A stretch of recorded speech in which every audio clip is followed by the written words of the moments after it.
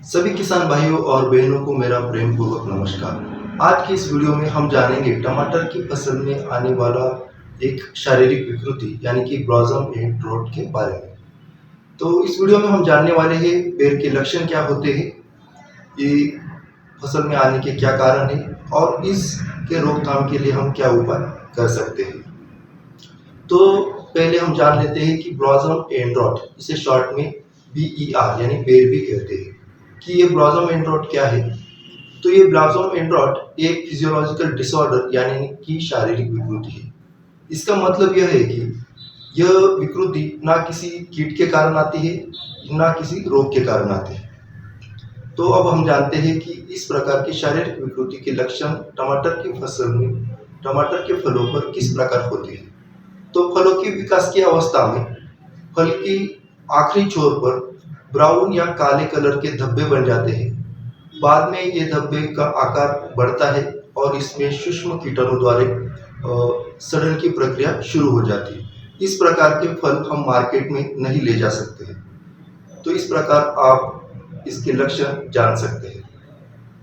तो ये फोटोग्राफ्स आप स्क्रीन पर देख रहे हैं, इसमें जो ब्लॉसम एंड रॉट है वह फलों की विकास में अवस्था में किस प्रकार इसका प्रादुर्भाव होता है, यह आप देख सकते हैं।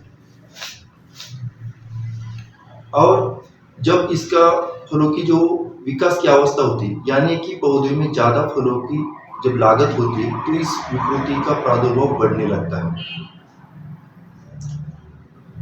जो फल विकास की अवस्था में है यानी और जो फल पकने की अवस्था में, दोनों प्रकार के फलों पर इस विकृति का प्रादुर्भाव होता है। अब हम जानते हैं कि टमाटर की फसल में इस विकृति के आने का क्या कारण है। तो मित्रों, इसका एक ही कारण है, वह कारण है कि कैल्शियम की कमी। फसल को कैल्शियम इस अन्नद्रव्य की जब कमतरता होने लगती है तो ब्लॉसम एंड रॉट यानी बेर के लक्षण बढ़ने लगते हैं।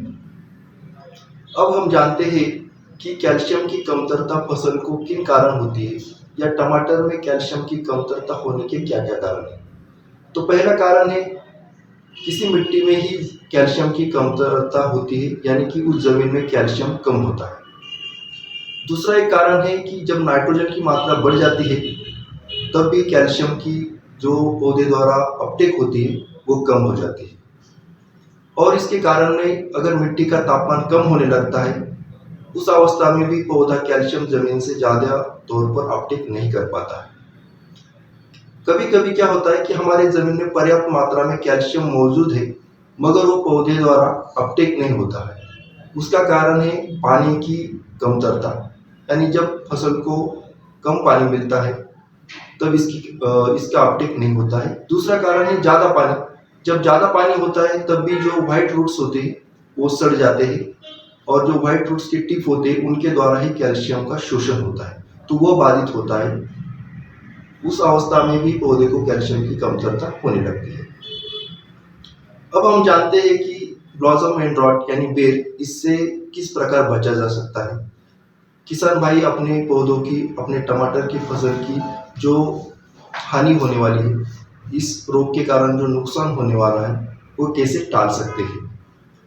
तो जिस क्षेत्र में बेर की रेगुलर प्रॉब्लम है उस क्षेत्र में किसान शुरुआत की अवस्था से ही कैल्शियम युक्त खाद का जमीन में इस्तेमाल करें। उसमें जिप्सम आता है, single super phosphate, calcium nitrate, calcium chloride, इस खाद का उस क्षेत्र में अवश्य इस्तेमाल करें। दूसरा उपाय है कि जमीन में पर्याप्त नमी बनाए रखें। जब जमीन में पर्याप्त नमी होगी तो कैल्शियम का शोषण अच्छी तरह से पौधे द्वारा किया जाएगा। पौधे के व्हाइट रूट जितने एक्टिव रहेंगे उतना कैल्शियम का शोषण ज़्यादा होते रहेगा और बेर की समस्या नहीं आने वाली। और स्प्रे के द्वारा भी हम कैल्शियम इस अन्नद्रव्य की पूर्तता कर सकते हैं।